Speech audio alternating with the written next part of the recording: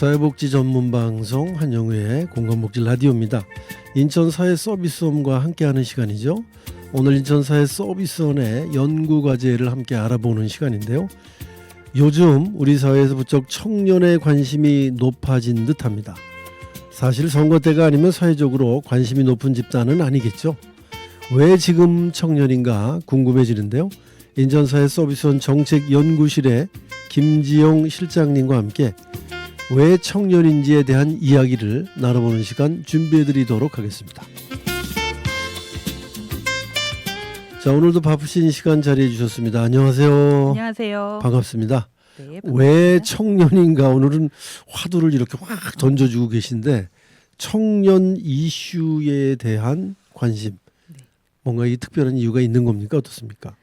우선 이제 개인적으로는 제 주변에 제가 굉장히 사랑하는 청년 3명이 있어요. 네네. 그러니까 딸, 아들 그리고 며느리입니다. 네네. 네, 28, 29, 34 이렇게 돼 있고요. 그래서 이제 그 청년들 사는 걸 보면서 참 요즘 그 우리나라 청년으로 사는 게 쉬운 일은 아니구나 이런 생각을 하고 있고요. 그리고 2023년에 제가 인천시에서는 처음으로 그 수행한 인천시 고립운둔 청년 지원 방안 연구를 했었어요. 그 연구가 지난주에 그 소개된 우리 인천 청년미래센터를 인천시에서 네. 위탁받게 된 계기가 되기도 했습니다. 그래서 제가 고립운둔 청년 삶을 옆에서 그렇게 가까이 본 건 처음이었는데요. 정말 많은 생각을 하게 됐습니다. 그래서 그 이후로 청년 정책에 대해서는 꾸준히 관심을 가지고 있고 정부에서나 또는 인천시에서 나오는 청년 정책을 꼭 챙겨서 보고 있습니다. 네. 자, 그러면 이 청년 정책이라는 게 인천시에서도 이렇게 뭐 1차 청년 정책 또 뭐 2차 청년 정책 이렇게 준비가 되고 있는 거 아닙니까? 네, 그렇습니다. 네네. 지금 정부에서는 5년마다 청년 정책 기본 계획을 내고 있고요. 그 2020년에 청년 기본법이라는 게 만들어졌거든요. 네. 그래서 거기서 이제 5년마다 계획을 세우게 돼 있고 이제 그걸 받아서 인천시를 비롯한 지자체에서도 청년 정책 기본 계획을 세우고 있습니다. 인천시에서도 이제 올 초에 그걸 발표를 했고요. 네네. 그 정부에서 이제 작년 말에 그 2차 청년 정책 기본 계획을 발표를 했습니다. 네. 그 청년 정책 기본 계획과 우리 박사님이 또 이렇게 관심 갖고 계신 부분은 이렇게 같이 가는 거겠죠? 그렇습니다. 네, 네. 네. 물론 이제 저희는 인천 사서원은 복지 분야, 사회서비스 분야를 연구하고 사업을 운영하는 곳이라서 아무래도 취약 청년이라고 보통 표현을 하지요. 네네. 이제 복지 사각지대에 있는 청년들의 음. 좀 더 깊은 관심을 가지고 있습니다. 네네. 사실 뭐 청년이 없던 시대는 없었잖아요. 네. 그런데 요즘 들어서 이제 청년에 대한 관심들이 부쩍 네네. 늘어나고 있는데 거기에는 무슨 원인이 같은 게 있을까요? 어떻습니까? 우선 우리 이제 진행자님께서도 그 젊었을 때 생각을 해보시면 그때는 청년 하면은 뭐 20대 초반 뭐 네, 아마 이랬을 네, 네. 거예요. 그래서 제가 69년생인데 90년대 그러니까 제가 굉장히 좋아하는 가수가 이제 고 네. 김광석 님이신데 네. 그분이 그 서른 즈음에라는 아주 아름다운 노래를 발표를 하셨어요. 그때가 1994년입니다. 네. 그리고 최영미 시인이 서른 잔치는 끝났다. 이거 발표했을 때도 1994년인데 예. 그때 중위 연령 그러니까 우리나라 사람들을 쭉 한 줄로 했을 때 중간에 딱 오는 연령이 28.8세였어요. 그러니까 그때는 서른만 돼도 굉장히 어른이었던 거예요. 기본적으로 그렇죠. 취업도 하고 뭐 아이 한 두셋 있고 그래서 그 서른 즈음에 이제 가사를 들으면 뭐 그 담배 연기 사이로 뭐 청춘이 지나간다 뭐 이런 거잖아요. 네. 요즘에 그렇게 하면 어르신들한테 욕 먹죠. 서른이면 정말 새파란 나이라서 지금 중위 연령이 47세가 좀 넘습니다. 이 세상이 노쇠화된 겁니까? 그럼 어떻게 되는 겁니까? 노쇠화됐다고 볼 수도 있고, 그러니까 예. 내 위로 어르신들이 많으면 내가 늙었다는 생각이 잘 안 들죠. 네. 그래서 지금은 뭐 100세 시대니까는 50에도 청춘이란 말이 있는데. 그래서 이제 정부의 정책도 예전에는 뭐 고등학교만 졸업하시고 뭐 취업하시거나 결혼하신 분도 많이 있고 또 대학을 졸업을 하면 또 바로바로 이제 취업을 했기 때문에 네. 예전에는 정말로 청년하면은 한 24살 정도. 그러니까 청소년 기본법의 청소년, 후기 청소년 정도였는데 이제는 34살이 공식적으로 청년 연령의 상한선이거든요. 네. 2020년에 그 청년 기본법이 나올 때 그렇게 올라갔습니다. 네. 그러니까 이제는 34살 정도까지는 그 성인으로 이행하는 준비를 하는 시기라고 인정을 해주자 이렇게 된 거죠. 그러니까 갑자기 주변에 청년이 많이 늘어난 거고 여기에 또 청년 기본법에 예외 조항이 있어요. 그러니까 그 조례로서 다른 연령을 정하면 그것도 청년으로 인정을 해주겠다. 네네. 그래서 지난주에 그 소개된 인천 청년미래센터도 가족 돌봄 청년 지원 같은 경우에는 34세까지예요. 근데 그 고리분들 청년 같은 경우에는 39세까지입니다. 지원 연령이. 네네. 그 이유는 우리 인천시의 청년 조례가 39살까지를 청년으로 그렇더라고요. 하고 있거든요. 네네. 그러니까 예전에는 뭐 20대 초반 정도를 청년으로 보다가 이제는 20, 30대를 다 커버를 하게 되니까 주변에 청년이 굉장히 많아진 것처럼 보이죠. 네. 그러니까 의미 있는 인구 집단이 되었다. 이제 사회학 용어로 하면 네. 그렇게 할 수가 있고 또 하나는 청년기에 사실 굉장히 어려움들이 많아졌어요. 그러니까 네. 청년이라 하면 성인 이행기니까 그 일단 세 가지로 보거든요. 성인 이행을 하는 과업이 취업, 네. 그다음에 부모로부터의 독립, 그러니까 가족으로부터의 독립, 네. 그리고 결혼인데 어느 하나도 사실 39세까지 못하는 이제 그 그러네요. 30대들이 많아지면서 이제 이 청년들이 그냥 안정되게 시민으로서 성인으로서 생활을 못하게 되다 보니까 아 이거 뭔가 그 정책적으로 개입을 해야 되겠다. 네. 이제 네. 그렇게 된 거죠. 네. 네. 요즘은 뭐 40대에도 결혼을 안 한 친구들이 종종 눈에 띌 정도로 이 점점 그 혼인 연령이 좀 그렇죠. 뒤로 밀려가고 있는데 네. 어떤 분은 그런 말씀도 하시더라고요. 전반적으로 이게 생명이 길어졌기 때문에 네. 10년씩 뒤로 생각하면 된다. 옛날에 30살이면 그렇습니다. 지금 40살이고 네. 옛날에 40살은 지금 50살이다. 이제 이렇게 말씀하시는 분들도 계신데 한편으로는 그것도 일리는 있는 학술적으로는 뭐 정확한 게 아니겠지만 그런 생각이 들기는 합니다. 네, 바로 그런 생각들 때문에 네, 지금 네. 이제 39세까지로 해서 지원하는 지자체들이 많고요. 옹진군 같은 경우에는 청년 조례에 49살까지가 청년으로 돼 있습니다. 그러니까 49살이요? 왜냐하면 워낙 그 인구가 고령화돼 있는 지역이어서 청년에 대한 어떤 지원을 받고 싶은데 그 조례로 정하지 않으면 네, 지원을 네, 못 네. 해주니까 그 옹진군 그 담당자들의 심정도 제가 이해는 갑니다. 물론 다음 시간에 말씀드리겠지만 그게 이제 네, 좋은 정책 네, 방향인지는 좀 고민을 해봐야 되겠죠. 네, 네. 49살이 청년이다. 이건 좀 생각하기가 아무리 뭐 이게 연령대가 옹진이나 강화가 연령대가 높다는 거는 인식을 하고 있습니다만은 그런데 또 우리가 또 나무랄 것도 아닌 게요. 요즘 경로당에 가면 70살 정도는 정말 애들 취급하더라고요. 네.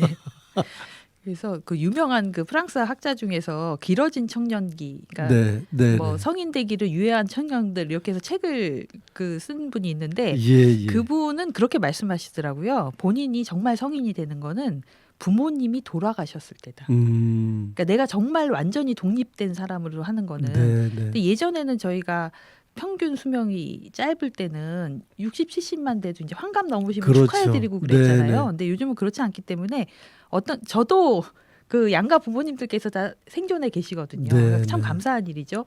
네, 그래서 네. 이제 그렇게도 얘기를 한다고 합니다. 네, 그 저희 어머님이 90이 넘었고 네, 그런데 뭐 저도 아직 어머님이 생존해 계시니까 네. 옛날 같으면 생각조차 못할 정도로 아주 그렇죠. 고령이신 거죠. 네, 네. 그 요즘 또 영포티라고 그래서 40대들이 어떤 뭐 유행에 앞장도 서고 그러더라고요. 맞습니다. 네, 40대도 네. 자기가 나이 먹었다고 하지 않죠. 이게 네. 이러다가 청년을 점점 늘려야 될 것 같은 그런 생각이 드는데 네, 이게 청년 연령이 높아지는 건 지금 쭉 말씀해 주셨지만 이게 세상이 조금씩 뒤처지기 때문에 그런 거 아닐까요? 뭐 학교를 좀 늦게 간다거나 네. 입시가 좀 뭐 이렇게 네. 늦어진다거나 뭐 여러 가지 이유가 있겠죠. 그러니까 저는 이제 아까 그 성인 이행기, 그러니까 네. 성인으로 이제 가는 청년기에서 준비해야 되는 그게 취업, 네, 부모로부터의 독립, 결혼이라고 말씀드렸잖아요. 네, 네. 근데 이제 이 취업이 사실은 가장 핵심입니다. 왜냐 부모로부터 맞아요. 독립을 네, 할래도 네. 결혼을 할래도 이 생계를 본인이 책임질 수 없으면 안 되잖아요. 그래서 어느 정도 안정된 생계를 유지를 하려면은 이제 본인이 정말 물려받은 재산이 많다 이런 거 아닌 다음에는 이제 그렇게 하셔야 되는데 이 취업이 굉장히 힘들어졌어요. 네네. 근데 왜 취업이 힘들어졌을까? 그러니까 저는 두 가지로 생각을 하는데 물론 산업 구조가 변화된 게 제일 이제 영향력이 있죠. 네네. 그러니까 제가 이제 그 챗GPT, 그러니까 네네. AI 쓰는 걸 처음으로 배운 때 강의를 해주셨던 분이 사회복지학과 교수신데요. 네네. 그분이 말씀하시기를 이 챗GPT를 아주 잘 쓰면 조교 2명 몫을 한다는 거예요. 그래서 요즘은 교수님들이 그렇게 막 조교가 필요하다 이렇게 안 하신대요. 네. 그러니까 예전에는 다 조교들이 무슨 코딩도 하고 회의록 네, 정리도 하고 이래야 맞습니다. 되는데 그게 안 된다는 거예요.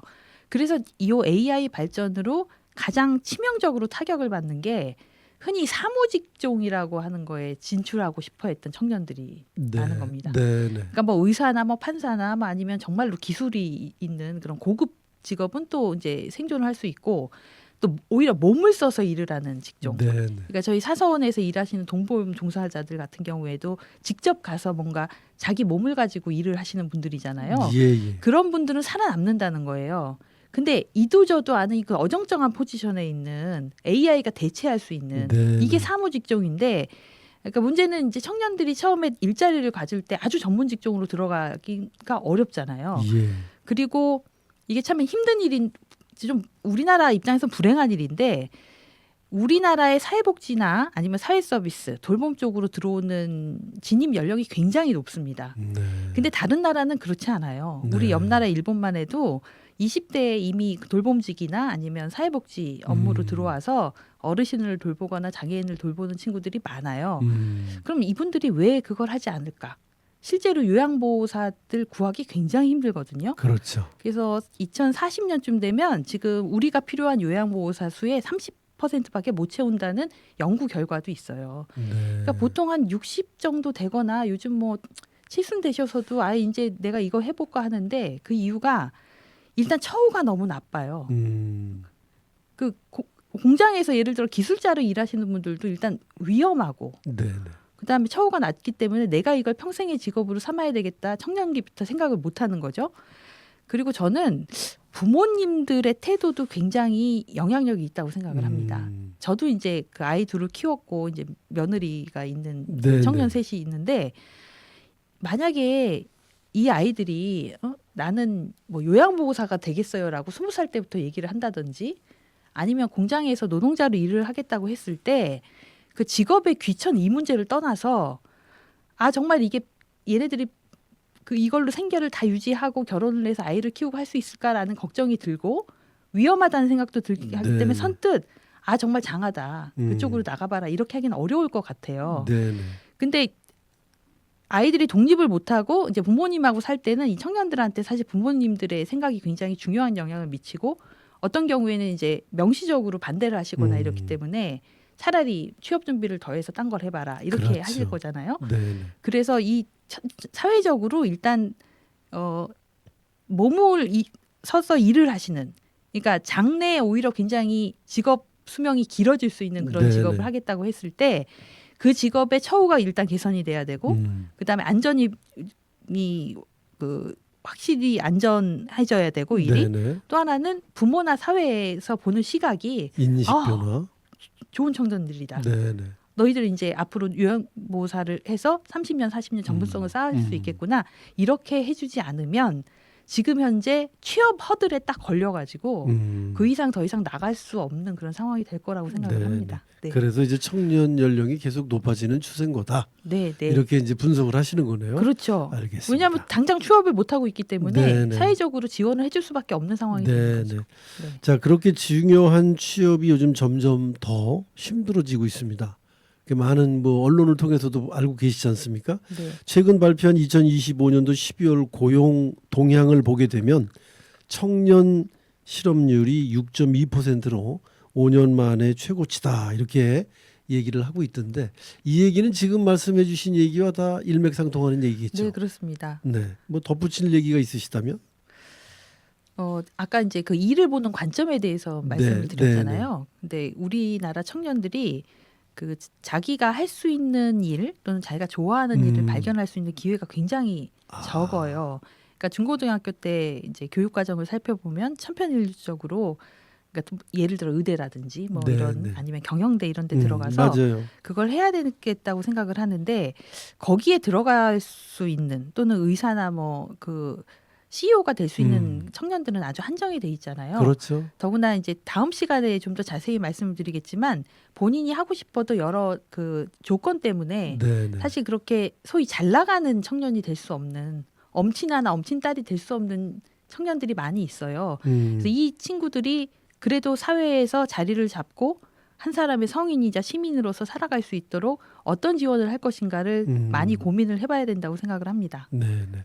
사회 나름대로의 어떤 인식 변화도 좀 가장 필요하다고 말씀을 해주시네요. 네. 그래서 이제는 뭐 AI 때문에 정말 일자리가 많이 없어질 판이고 심지어는 뭐 이 자동차 회사에서도 로봇이 그렇죠. 24시간 AI. 네. 뭐 잔업 없이 네. 불만도 없이 네. 열심히 일을 한답니다. 네. 그래서 사람 뭐 4명, 5명 목을 한다고 하는데 제가 알고 있는 제 후배들 중에 이제 이 회사를 경영하는 친구가 있는데 아주 쓰다듬고 이뻐합니다. 그 로봇을.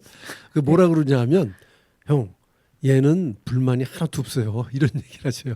네. 잔업시켜도 뭐라고 안 그러고 일요일 날 일 시켜도 뭐라고 안 그러고 24시간 자기 혼자 돌아가요. 뭐 이러면서 농담같이 얘기를 하는데 그게 이제 우리의 현실로 이제 다가오다 보면 일자리의 어떤 어려움이 점점 더 강화가 되지 않을까 이런 걱정이 있는데 또 다른 요소로 혹시 이 청년들이 일자리를 못 얻고 하는 원인은 또 어디에 있다고 보시는 겁니까?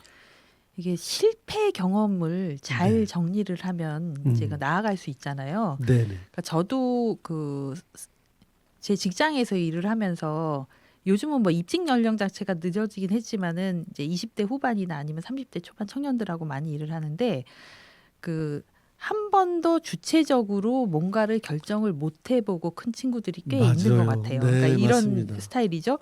이거 다 시키시는 거 다 했는데 다음번엔 뭐 해야 되나요, 실장님 네, 이렇게 네, 물어보는. 근데 그 친구들이 역량이 없어서 그런 게 아니고 누구도 너희가 독자적으로 결정을 해서 그거대로 살 수 있다고 가르쳐 준 사람이 없는 거예요. 그렇죠.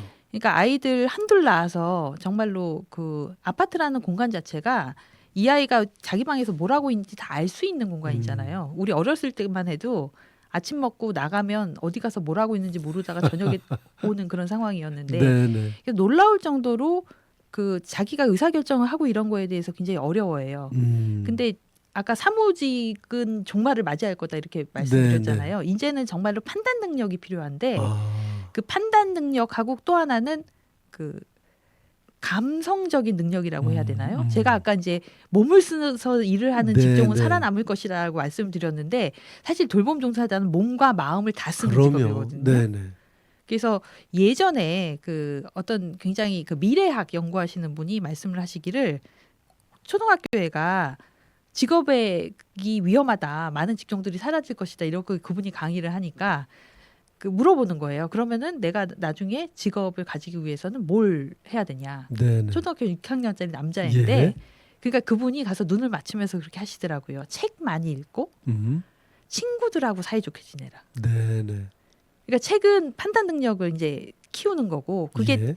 막 그 빨리빨리 계산하고 이런 능력이 아니라 정말 뭐가 인생에서 중요한 건지 가치관을 세우는 거고 친구들하고 사이좋게 지내라는 사람하고 관계를 잘 맺을 수 있는 능력이잖아요. 근데 외동이로 크고 부모들이 이제 학업에만 집중하도록 하면서 그런 관계를 체계적으로 단절을 했을 때 이 사람이 많은 직장에 와서 일하는 게 굉장히 힘들어지는 거예요. 그렇겠네요. 그래서 우리 직원들도 이제 퇴직하는 직원들도 있는데 들어왔다 얼마 되지 않아서 대부분이 인간관계가 힘들어서 그만두는 거지 그러니까 업무가 힘들어서 그만두는 건 아니에요. 네네. 그래서 이 사회적인 능력을 어떻게 키워줄 것인지를 고민을 해야 되는 거고 그게 이제 지난 시간에 얘기한 그 고리분든 청년들도 네네. 똑똑한 친구들도 많은데 이 사회적인 관계 형성을 못해서 힘들어하는 것이라서 네네. 저는 부모님들이 좀 아이들한테 놀 수 있는 시간을 친구들하고 어울려서 놀 수 있는 시간을 좀 주셨으면 좋겠어요. 이제 학력고사 등급 하나 학력고사 아니죠. 죄송합니다. 수능 시험 무슨 등급 하나 올라간다고 그래서 직업을 얻을 수 있고 잘 나갈 수 있는 시대가 끝났습니다. 네. 그래서 오히려 소중한 시간들을 놓치고 있는 게 아닌가 하는 생각이 듭니다. 근데 부모님들에 대한 교육도 좀 있어야 되겠네요. 결국 말씀을 들어보니까. 그렇죠. 그래서 일에 대한 네. 어떤 철학이나 관점이 좀 달라져야 된다. 달라져야 됩니다. 이런 말씀이신 것 같은데 만약에 이제 이미 뭐 결혼한 자녀가 있으시다고 하니까 일자리는 이미 선택이 됐을 것 같고 네. 우리 박사님의 경우에는 손녀나 손주가 그런 걸 물어본다면 지금같이 이렇게 자신 있게 얘기하실 수 있을까요? 네, 저는 책 많이 읽고 네. 친구 잘 사귀어라 이렇게 얘기해 주려고 결심하고 있습니다. 네. 근데 네. 이제 아직 할머니가 언제 될지 모르겠어서 네. 요즘 애들도 잘 안 나니까요. 결혼은 하더라도 희한하게. 그리고 저희 그 아들은 뭐 민간 기업이지만 정규직이지만 딸하고 며느리는 공공기관의 비정규직이거든요. 이게 고용 안정성이 굉장히 중요해요. 저희 직장에서도 그렇지만 여성이든 남성이건 정규직 직장을 가지지 않으면 결혼이나 출산을 생각하지 않습니다. 네. 본인 자체가 불안하니까. 그래서 저는 정년 연장을 얘기하기 전에 네, 좋은 네. 일자리는 청년들한테 먼저 돌렸으면 좋겠어요. 네, 네. 저도 정년이 연장되면 혜택을 받을 나이에 있지만 저희 며느리나 딸을 보면서 특히 공공기관에 좋은 일자리들이 많이 있잖아요. 안정되고 네. 지금 당장 돈을 많이 벌어도 내년에 어떻게 될지 모른다고 하면 출산하지 않습니다. 그렇죠. 결혼도 하지 않고요. 그래서 사회적으로 좋은 일자리를 체계적으로 청년한테 먼저 돌리는 그런 정책이 시행됐으면 네. 좋겠습니다. 정년 연장보다 더 필요한 거다. 네. 알겠습니다. 이제 마지막으로 여쭙겠습니다. 청년들이 모든 직종에 골고루 진출을 하려면 무엇이 바뀌어야 가능할까요? 우선은 진로 교육도 좀 바뀌어야 될 것 같기는 해요. 진로 왜냐하면 교육 첫 번째로. 그 아이들이 어렸을 때 제일 많이 내가 해보겠다 하는 직업이 되게 교사나 네네. 그 교회를 다니는 아이들, 그러니까 신앙생활을 하는 경우 같은 성직자거나 이런 게 많아요. 맞아요. 근데 왜 그럴까 생각을 해보면은 제일 많이 본 직종이 그건 거예요. 그렇습니다. 그리고 TV에서 많이 나오는 직종. 그러니까 요즘은 이제 유튜버나 뭐 아니면은 그 연예인이거나 뭐 이런 네네. 거를 하죠. 근데 물론 이제 나이가 먹어가면서 내가 그 직종을 들어갈 만한 역량이 없다는 걸 깨닫기는 하는데 그러면 도대체 뭘 해야 될 것인가는 네, 알지를 못해요. 특히 아까 말씀드린 그 기술자라든지 아니면 돌봄직 같은 경우에 요즘 청년들이 참 돌봄 경험이 없거든요. 예전에는 동생이 있으면 동생을 돌본다든지 아니면 할머니 할아버지가 같이 사시면 그 연세가 드신 분들을 네, 어떻게 네. 케어해야 되는지를 배우는데 워낙 이제 핵가족으로 해서 자기한테 100% 지원을 해주는 부모하고만 살다 보니까 그 내가 돌봄을 잘 못한다는 생각 아주 생각을 안 하는 거죠. 네. 그러니까 사회복지 직종도 사회복지학과 학생들도 현장으로 나갈 생각이 별로 없는 경우들이 있어요. 물론 처우 문제도 있지만 내가 그걸 과연 잘 할 수 있을까 이런 생각을 하는 것 같아요. 그래서 그 복지교육이라고 해야 되나요? 그러니까 아이들이 중고등학교 때부터 그 자기보다 취약한 그 네, 시민들을 지원하고 하는 거를 역할을 해보면 앞으로 이렇게 많이 문인호가 열려 있는 돌봄 종사자로서도 많이 네, 일할 수 네. 있지 않을까 싶어요. 네. 그래서 뭐 일본 같은 경우에는 워낙 그 치매 문제나 이런 게 우리보다 심각해졌으니까 일찍 그 치매 어르신을 만나면 어떻게 해야 되는지 이런 것도 지역사회에서 가르친다고 네네. 하는데 내가 내 속에 있는 돌봄 본능이라고 해야 되나요? 돌봄 역량이라고 해야 되나요? 그런 거를 좀 키울 수 있는 기회들도 생겼으면 좋겠습니다. 네. 그게 꼭 사람뿐만이 아니고 이제 동물을 음. 돌본다든지 하는 것도 굉장히 좋은 경험인데 네, 네. 실제로 도시에서 살면 살아있는 생명체를 돌볼 수 있는 기회가 거의 없잖아요. 그래서 그런 기회들이 좀 주어졌으면 좋겠다 싶습니다. 네, 네. 자, 우리가 알고 있는 그 화려한 직업들은 사실 어떤 드라마에만 나오는 거지 실제 우리가 그런 직업을 선택하기에는 난관이 많다라는 걸 일깨워주는 잘된 진로 교육이 필요하다.